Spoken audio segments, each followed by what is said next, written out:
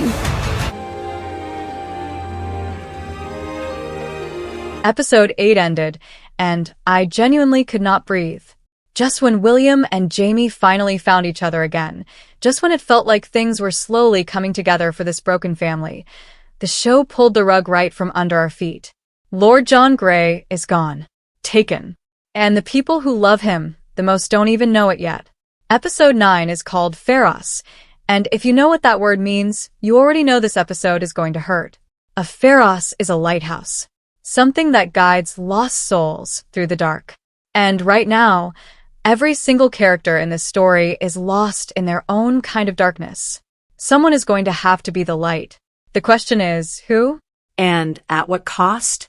Because with only 2 episodes left in the entire series, the show cannot afford to be gentle anymore. Everything is about to come crashing down at once. Lord John's life is in danger. The war is knocking at the door. And somewhere out there, Fanny is holding a glowing gemstone that might change the course of everything. So buckle up, because episode 9 is not going to give anyone a moment to breathe. Let's start with the most urgent thing first, because there is no time to ease into this.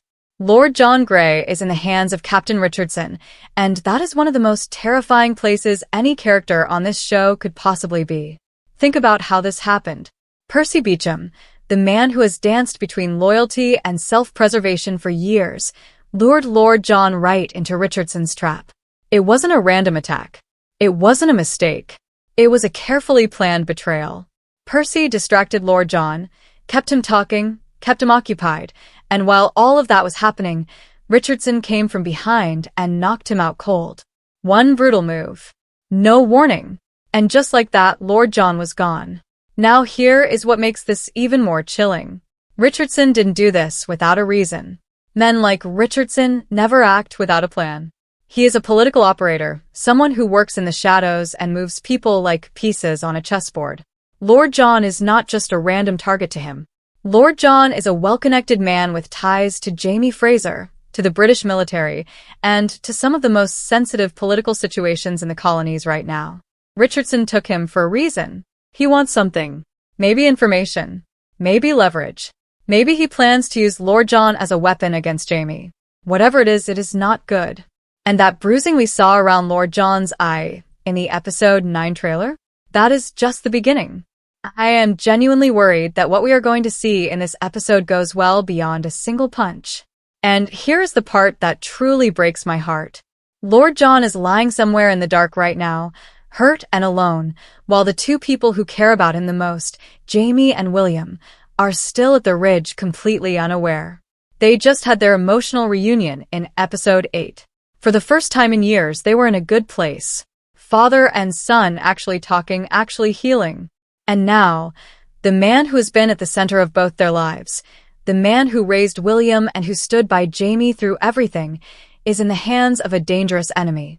The moment they find out, everything is going to change. And that moment is coming fast. In the episode 9 preview, we see Jamie and William riding together with what looks like urgency and purpose. Both of them look deeply shaken. Something has pushed them out of the ridge and into action, and it doesn't take much to figure out what that something is. News of Lord John's disappearance is going to reach them, and when it does, that new bond between Jamie and William is going to be tested immediately. Which is exactly what this show does best. It gives you a beautiful moment of healing, and then it throws fire at it to see if it holds. I actually think it will hold. In fact, I think the fear of losing Lord John might be the very thing that locks their new relationship into place for good. Because when you face the possibility of losing someone, you stop wasting time on old grudges. You stop holding back. You choose the people in front of you. Now, what about Percy? Percy is a complicated man, and I don't think we should write him off just yet. Yes, he set Lord John up. Yes, he played a part in this betrayal. But Percy also has genuine feelings for Lord John.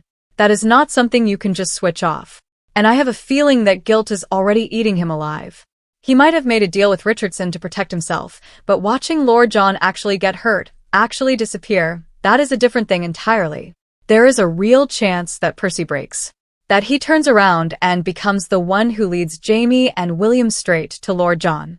Not because he is suddenly a good person, but because some things even the most selfish of people cannot live with. Percy has always been a man who bends rather than breaks, but this might finally be the moment the bending goes too far. What worries me most is what Richardson is planning to do next. The official episode synopsis for Pharos says that political threats come to a head when an old friend of Claire and Jamie goes missing. The word political is doing a lot of heavy lifting in that sentence. This isn't just about capturing someone. There is a bigger game being played here. Richardson operates in a world of intelligence and manipulation. He has probably been watching the Frasers for a long time. Taking Lord John could be his way of getting Jamie to stand down, or to give up something, or to stay out of something much larger. The timing is not a coincidence. With the Battle of King's Mountain drawing closer every single day, removing a key ally from Jamie's side right now is not just cruel, it is strategic. And that makes Richardson far more dangerous than he has ever looked before. So when Jamie and William ride out together in this episode, they are not just going on a rescue mission. They are riding into something much bigger than either of them fully understand yet. And somehow, in the middle of all of that chaos and danger, they are going to have to trust each other completely. Two men who spent years on opposite sides of a wall of silence, now facing one of the most dangerous situations they have ever been in, together. If that doesn't make for incredible television, I honestly don't know what does. Let's talk about Claire, because this woman has been carrying the weight of this entire story on her shoulders for 8 seasons, and in episode 8, if we are being completely honest, the show did not give her nearly enough to do. She was wise. She was steady. She nudged William in the right direction and gave Jamie the space to be a father. All of that was beautiful. But Claire Fraser is not a supporting character. She is the heart of this entire show. And heading into episode 9, with only 2 episodes left in the whole series, the story owes her something real. Something that reminds us why we have been following this woman through centuries, through war, through loss, through every impossible thing life has thrown at her. Episode 9 needs to give Claire her moment. And based on what we saw in the trailer, it looks like it just might. In the preview, we hear Claire say that she is searching for any crack that might give them hope. That line alone tells you everything about where her head is right now. She is not panicking. She is not falling apart. She is doing what Claire Fraser has always done. She is looking for a way through. She is hunting for an opening, a possibility, something that most people would overlook because they are too scared or too tired to keep looking. That is who Claire is. She does not accept impossible. She finds the crack in the wall, and she pushes until it opens. And right now, with Jamie's fate hanging over everything, because let's not forget, Frank's book was a warning, and Jamie now knows that warning is real. Claire is not the kind of woman who is going to stand back and wait for the worst to happen. We also see her in the trailer with a monocular, watching something in the distance. And at one point, she appears to be pointing a gun at someone.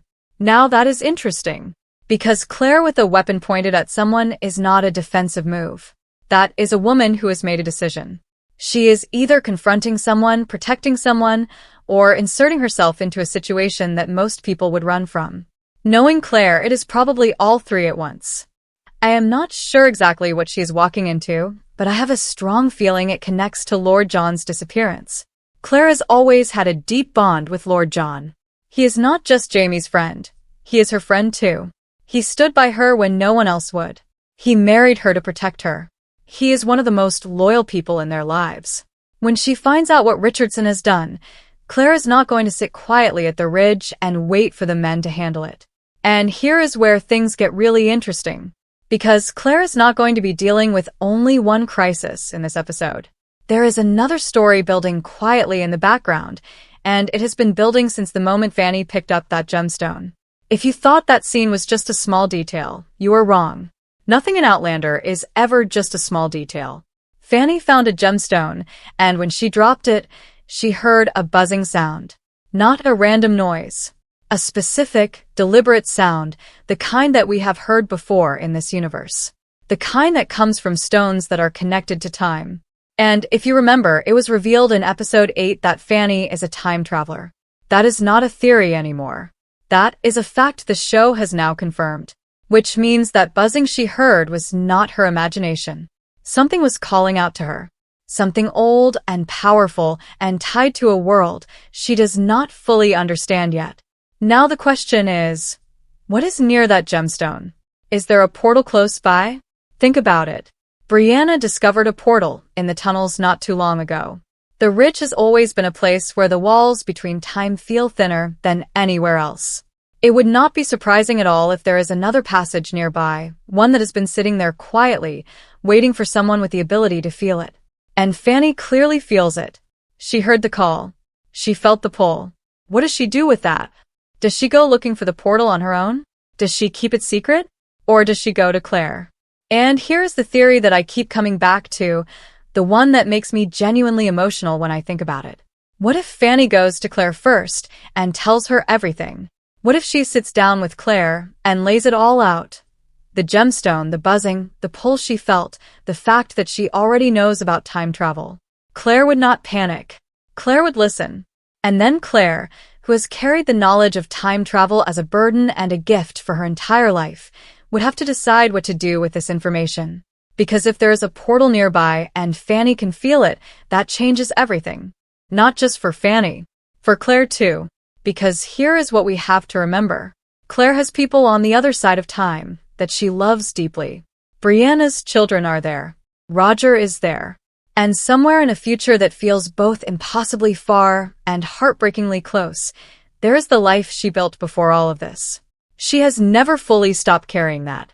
The idea that a portal might be within reach, that time travel is not just a memory but an active possibility again, is the kind of thing that would tear Claire in two directions at once.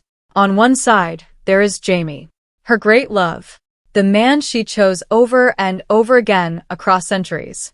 On the other side, there is the future, safety, survival, the people she sent away to protect them. What if the show is setting up one last impossible choice for Claire Fraser? Not running away from Jamie this time, not leaving him, but instead using her knowledge of time and what is coming to somehow change the outcome. To find a way to save him that no one else would even think of. I know that sounds like a wild theory, but this is Outlander. And Outlander has never been afraid of wild theories becoming real. The blue light we saw in earlier episode trailers, Claire possibly saving Jamie using something supernatural. All of that is still sitting out there, unanswered and unexplained. Episode 9 might be where the pieces start clicking into place. What makes all of this even more tense is that Claire is doing this while Jamie is already riding out to rescue Lord John. So she is not just managing her own fear about Jamie's fate at King's Mountain. She is dealing with Lord John's disappearance, Fanny's revelation, a possible portal nearby, and whatever she is pointing that gun at in the trailer, all at the same time. That is a lot for one woman to carry. But this is Claire Fraser. She has always carried more than any person should have to. And somehow, she always finds a way forward. That is what makes her one of the greatest characters in television history. Not that she never breaks, but that she always finds a way to keep going. The thing I am most excited to see in episode 9 is the moment Claire and Fanny actually sit down and talk. Really talk. Because Fanny is young and frightened and holding something enormous inside her. And Claire is the only person in that entire world who truly understands what it means to be a time traveler. The weight of it, the loneliness of it, the way it changes how you see every single moment. If the show gives us that conversation, done properly with the time and care it deserves, it could be one of the most powerful scenes of the entire final season. Two women, generations apart in age, connected by the most extraordinary and terrifying gift imaginable. One who has lived with it for decades. One who is only just beginning to understand what it means.